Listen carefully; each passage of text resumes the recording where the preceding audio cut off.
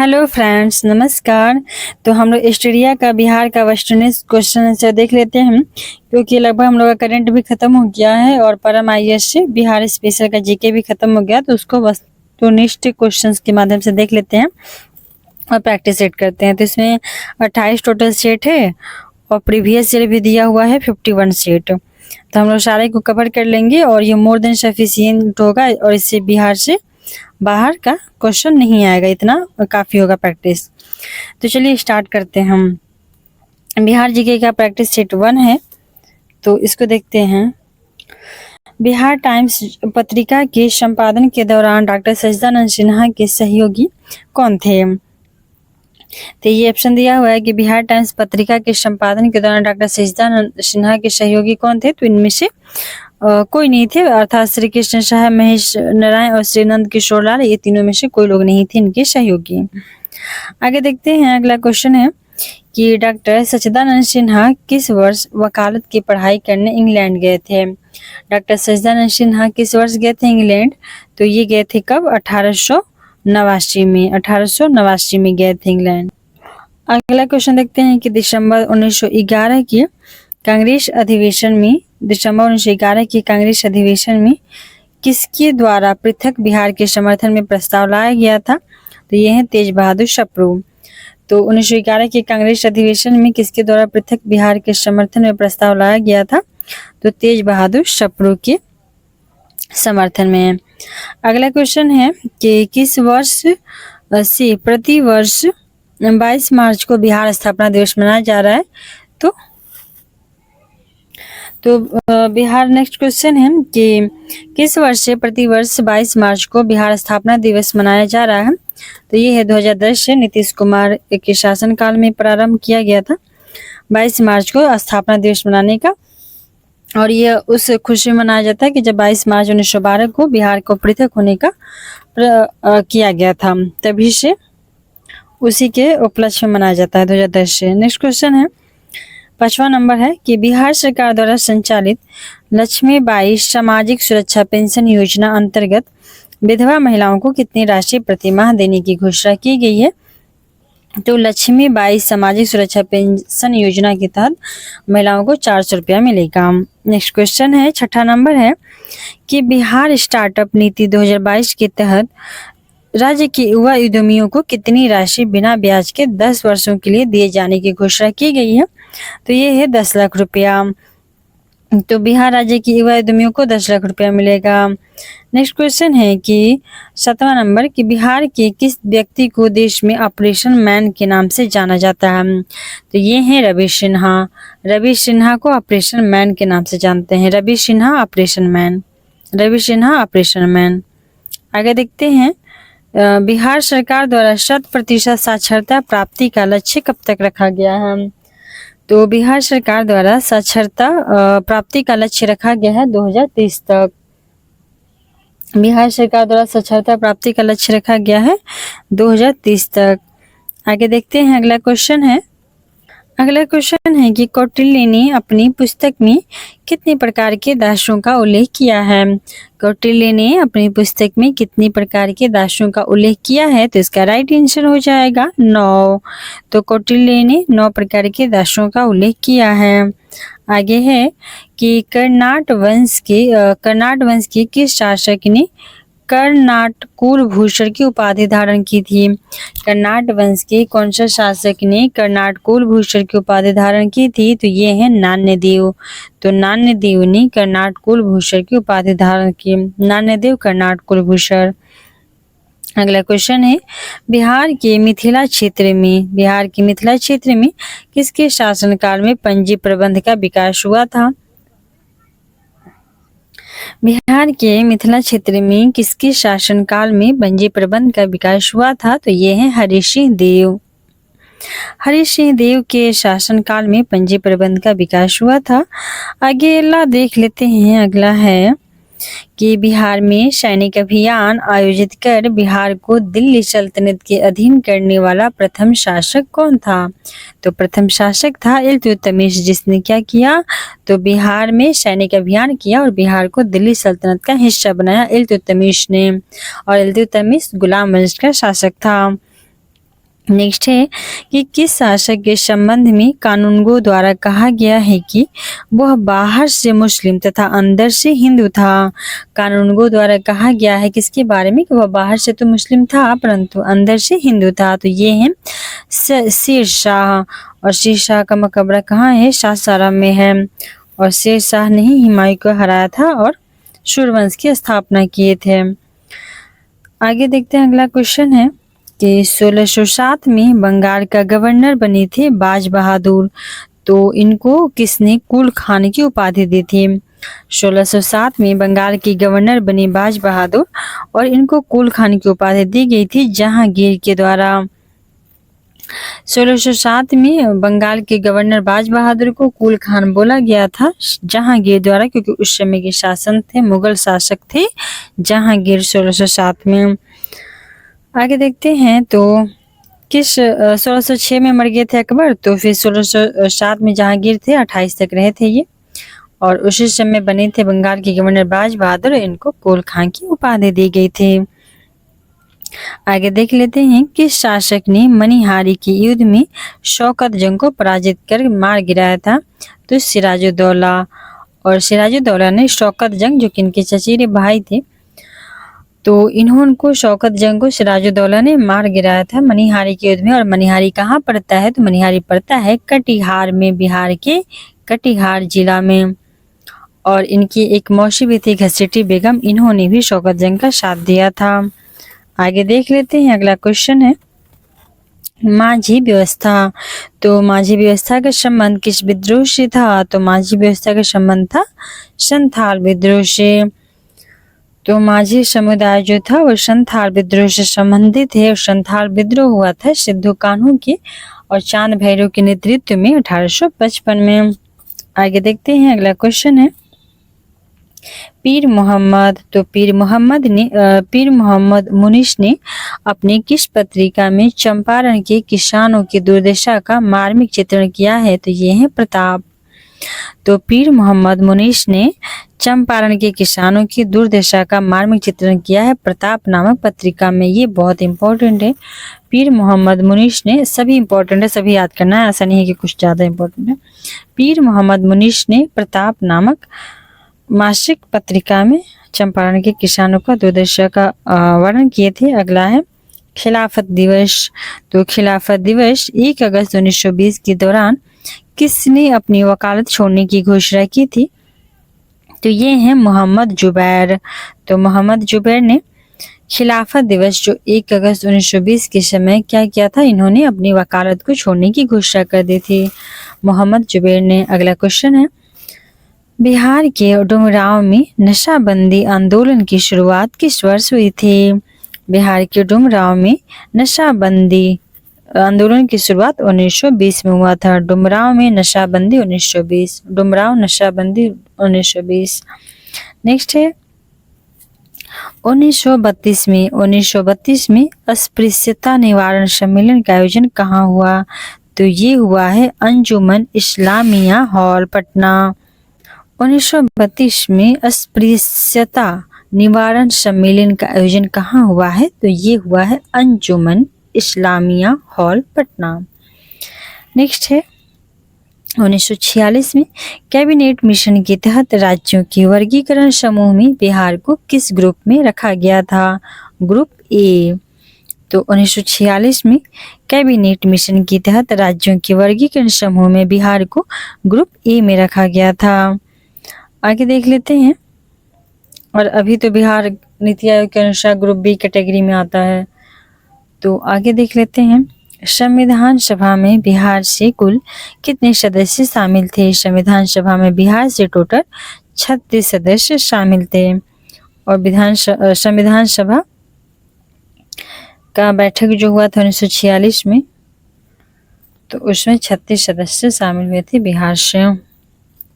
आगे देखते हैं, अगला है कि निम्न में से कौन सी कृति विद्यापति द्वारा लिखी गई है? तो विद्यापति द्वारा लिखी गई कृति कौन सी है? ये है न्याय कंडिका। तो न्याय कंडिका लिखे हैं विद्यापति ने न्याय कंडिका लिखे हैं। नेक्स्ट है पंचायती राज व्यवस्था के अंतर्गत उप मुखिया अपना त्याग पत्र किसे सौंपता है? तो उप मुखिया जो होते हैं वो जिला पंचायती राज पदाधिकारी बीपीआर जिसको बोलते हैं, तो बीपीआर को अपना त्यागपत्र सौंपते हैं उप मुखिया। आगे देखते हैं, बिहार की किस मुगल प्रांतपति ने रोहतास को अपनी राजधानी बनाया था? तो मुगल प्रांतपति थे मान सिंह, और मान सिंह अकबर के समय वहाँ के सेनापति भी थे, तो इन्होंने रोहतास को अपनी राजधानी बनाया था। नेक्स्ट है कि बिहार लगान परिषद के प्रथम अध्यक्ष कौन थे? बिहार लगान परिषद के प्रथम अध्यक्ष थे जेम्स अलेक्जेंडर। बिहार लगान परिषद के प्रथम अध्यक्ष कौन थे? तो ये थे जेम्स अलेक्जेंडर। नेक्स्ट देखते हैं, नेक्स्ट है सिकंदर लोदी ने हुसैन शाह सरकी को पराजित करके किसे बिहार का प्रभारी नियुक्त किया था? तो ये हैं दरिया खान नुहानी। सिकंदर लोदी ने हुसैन शाह सरकी को पराजित करके बिहार का प्रभार दिया था किनको? तो दरिया खान नुहानी को। दरिया खान नुहानी को हुसैन शाह सरकी के जगह पे पदस्थापित किए थे सिकंदर लोदी ने। आगे देखते हैं, निम्न में से किस आंदोलन के दौरान बिहार में स्वराज ट्रेन का परिचालन किया गया था? तो बिहार में स्वराज ट्रेन का परिचालन किया गया था भारत छोड़ो आंदोलन, जिसमें कि करो मरो का नारा दिया गया था। इसी समय स्वराज ट्रेन का भी परिचालन हुआ था। अगला है शुष्क पर्णपाती वन। तो शुष्क पर्णपाती वन का विस्तार बिहार के किस जिले में सबसे ज्यादा है? तो ये सभी जिलों में है, गया में भी है, रोहतास में भी है, और जहानाबाद, गया एंड रोहतास, तो ये तीनों एरिया में क्या है? तो पर्णपाती वन का विस्तार है। नेक्स्ट है कि बिहार में बरेला झील पक्षी अभयारण्य कहाँ है? बरेला झील पक्षी अभयारण्य है वैशाली में। बिहार में बरेला झील पक्षी अभयारण्य कहाँ है? तो ये है वैशाली में। बरेला वैशाली ऐसे याद कर लेना, बरेला और वैशाली। तो बरेला कहाँ है? वैशाली में। आगे देखते हैं, बिहार के किस पक्षी विहार में लालसर नामक कश्मीरी पक्षी अक्टूबर से फरवरी माह तक प्रवास करते हैं? तो जो लालसर नामक कश्मीरी पक्षी हैं वो बक्सर पक्षी बिहार में प्रवास करते हैं। लालसर नामक कश्मीरी पक्षी बक्सर पक्षी बिहार में प्रवास करते हैं। नेक्स्ट क्वेश्चन देखते हैं, तो नेक्स्ट क्वेश्चन है कि बिहार में सीतामढ़ी, मधुबनी और दरभंगा जिले को किस भूकंप जोन के अंतर्गत रखा गया है? तो ये बहुत ज़्यादा भूकंप सेंसिटिव एरिया है और इनको रखा गया है जोन 5 में। जोन 5 में रखा गया है और ये नेपाल से सटे हुए हैं और हिमालय के भी करीब हैं ये जिले बिहार की, तो ये यहाँ पे भूकंप सेंसिटिव और ये जोन 5 के अंतर्गत आते हैं। नेक्स्ट क्वेश्चन देखते हैं, तो नेक्स्ट क्वेश्चन है कि बिहार के किस जिले में तसर रेशम का उत्पादन सबसे ज़्यादा होता है? तो बिहार का सिल्क सिटी कौन है? तो भागलपुर है और यहाँ पे तसर रेशम अर्थात रेशम का भी सबसे ज़्यादा उत्पादन होता है। अगला है कि बिहार में स्थित कोसी परियोजना की नहरें कहाँ से निकलती हैं? कोसी परियोजना की नहरें कहाँ से निकलती हैं? तो ये निकलती हैं हनुमान नगर के निकट से। बिहार में स्थित कोसी परियोजना की नहरें कहाँ से निकलती हैं? तो निकलती हैं हनुमान नगर के निकट। कोसी परियोजना की नहरें हनुमान नगर। आगे देखते हैं, बिहार से प्राप्त हुआ पहला द्विभाषी अभिलेख निम्न में से किस शासक से संबंधित है? तो पहला द्विभाषी अभिलेख एक ऐसा अभिलेख जो 2 लैंग्वेज में लिखा गया हो, ये प्रारंभ किए थे बाबर ने और ये मुगल काल के संस्थापक भी हैं। तो द्विभाषी अभिलेख बाबर के द्वारा बिहार में मिला है। नेक्स्ट है कि ग्राम कचहरी में अपील की सुनवाई हेतु न्यूनतम पंचों की गणपूर्ति की संख्या कितनी होनी चाहिए? तो ये होनी चाहिए 7। ग्राम कचहरी में अपील की सुनवाई हेतु न्यूनतम पंचों की गणपूर्ति की संख्या होनी चाहिए 7, तभी जाके ग्राम कचहरी में सुनवाई होती है और ये बहुत इम्पोर्टेंट है। आगे देखते हैं कि बिहार के किस क्षेत्र में लैटेराइट मिट्टी सबसे ज़्यादा पाई जाती है। तो बिहार के किस क्षेत्र में लैटेराइट मिट्टी पाई जाती है, तो ये छोटा नागपुर के पठारी भाग के उत्तर में अर्थात दक्षिण बिहार के एरिया में लैटेराइट मिट्टी सर्वाधिक पाई जाती है। आगे देख लेते हैं अगला क्वेश्चन। तो मध्यकाल में बिहार शरीफ प्रसिद्ध था। मध्यकाल में बिहार शरीफ प्रसिद्ध था किसके लिए, तो ये प्रसिद्ध था प्रांतीय प्रशासन के केंद्र के रूप में। मध्यकाल में बिहार शरीफ प्रांतीय प्रशासन के केंद्र के रूप में प्रसिद्ध था। आगे देख लेते हैं अगला क्वेश्चन। तो अगला क्वेश्चन है कि बिहार सरकार द्वारा किस वर्ष पर्यटन को उद्योग का दर्जा मिला था। तो पर्यटन को उद्योग का दर्जा सबसे पहले बिहार में 1987 में दिया गया था। 1987 में पर्यटन को उद्योग का दर्जा मिला था। नेक्स्ट है कि निम्न में से किसे फिरंगिया संगीत के रचयिता के रूप में जाना जाता है। तो फिरंगिया जो संगीत है, तो फिरंगिया संगीत के रचयिता के रूप में जाना जाता है किनको, तो ये हैं मनोरंजन प्रसाद सिन्हा। तो मनोरंजन प्रसाद सिन्हा को फिरंगिया संगीत के रचयिता के रूप में जाना जाता है, मनोरंजन प्रसाद सिन्हा। आगे देखते हैं। तो अगला है सूची 1 को 2 से मिलान करना है, तो इसको देख लेते हैं। तो इसको मिलान कर लेना है। तो बिहार स्टार्टअप जो नीति है कब शुरू किया गया था, तो बिहार स्टार्टअप नीति शुरू किया गया है हम लोग का 2022 में। बिहार स्टार्टअप नीति का शुरुआत हुआ है 2022 में। आगे देख लेते हैं। तो बिहार कृषि निवेश प्रोत्साहन नीति सेकेंड है, बिहार कृषि निवेश प्रोत्साहन नीति। तो इसके शुभारंभ हुआ है 2000। सेकेंड नंबर पे है बिहार कृषि निवेश प्रोत्साहन नीति। तो बिहार कृषि निवेश प्रोत्साहन नीति को कब जारी किया गया था, ये जारी किया गया था 2020 में। अगला है कि ऑक्सीजन उत्पाद प्रोत्साहन नीति, और ऑक्सीजन का जो प्रथम पार्क है वो थावे गोपालगंज में भी बना है बिहार का। और ऑक्सीजन उत्पादन प्रोत्साहन नीति को बढ़ावा कब मिला है, तो ये मिला है 2021 में कोरोना समय, क्योंकि उस समय क्या हुआ था, बहुत ज़्यादा ऑक्सीजन की आवश्यकता थी लोगों को। नेक्स्ट है 4। तो 4 हो जाएगा कृषि रोड मैप की शुरुआत, ये 2008 से ही हो चुका है। कृषि रोड मैप का शुरुआत 2008 से ही हो चुका है। तो फिर से देख लेते हैं इसको। बिहार स्टार्टअप नीति 2022, बिहार कृषि निवेश नीति 2020, ऑक्सीजन उत्पादन प्रोत्साहन नीति 2021 और कृषि रोड मैप की शुरुआत 2008। आगे देखते हैं अगला क्वेश्चन। तो सविनय अवज्ञा आंदोलन के दौरान हजारीबाग जेल से किस हस्तलिखित मासिक पत्रिका का प्रकाशन होता था। तो हजारीबाग जेल से बंदी कैदी, हजारीबाग जेल से बंदी कैदी जो मासिक पत्रिका है उसका प्रकाशन होता था। और ये कब हुआ है, तो सविनय अवज्ञा आंदोलन के समय, बंदी कैदी। आगे देखते हैं अगला क्वेश्चन है।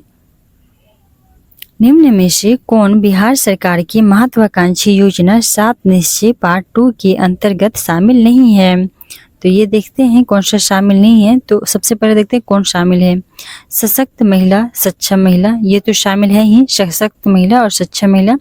स्वच्छ गांव, समृद्ध गांव, ये भी शामिल है। और सुलभ संपर्कता भी शामिल है। बाल विकास, राज्य विकास, ऐसा तो कोई कुछ है ही नहीं, न 1 में है न 2 में है, तो ये क्या है, पार्ट 2 में शामिल नहीं है। और ये जो मैं बनाई थी स्पीडी का करंट अफेयर्स, उसमें भी दिया हुआ है। आगे देख लेते हैं कि बिहार सरकार द्वारा संचालित मिशन 5.0 का संबंध किससे है। मिशन 5.0 का संबंध है वृक्षारोपण से। तो वृक्षारोपण से संबंध है मिशन 5.0। अगला है कि वाल्मीकि रामायण में बक्सर क्षेत्र के लिए किस शब्द का प्रयोग किया गया है। तो ये शब्द हैं कौन से, मलद एंड करुणा। तो मलद और करुणा शब्द का प्रयोग किया गया है वाल्मीकि रामायण में बक्सर क्षेत्र के लिए। तो जो वाल्मीकि द्वारा रचित रामायण है, तो रामायण में जो बक्सर क्षेत्र था, बिहार का हमारा बक्सर डिस्ट्रिक्ट है, तो उसके लिए कौन सा शब्द यूज हुआ है, तो उस समय बोला जाता था मलद और करुणा। आगे देखते हैं कि निम्न में से कौन सा जिला धारवाड़ भू स्तरीय संरचना वाला नहीं है।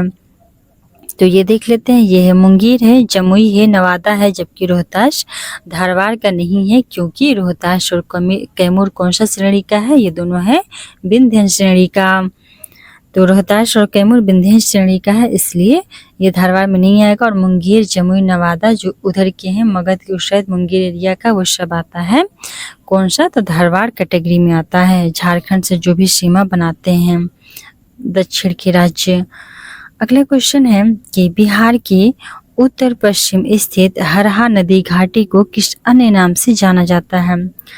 तो जो बिहार में उत्तर पश्चिम साइड में हरहा नदी है, तो उसको दून घाटी के नाम से जाना जाता है। हरहा नदी घाटी को दून घाटी के नाम से भी जाना जाता है। आगे देख लेते हैं, बिहार के उत्तरी मैदानी भाग में पश्चिम से पूर्व की ओर बढ़ते क्रम में दोआब का सही क्रम निम्न में से क्या है। तो सही क्रम बताना है। तो इसमें सबसे पहले क्या है, घाघरा है, तो घाघरा नदी आती है, तो घाघरा गंडक का दोआब, उसके बाद गंडक है, फिर बूढ़ी गंडक है, और फिर और भी बहुत सारी नदियां हैं, पर इसके प्रश्न के अनुसार कोसी है, और लास्ट में सबसे कौन सी है जो किशनगंज से होते हुए बहती है, वो है महानंदा। तो ये है इसका सही क्रम।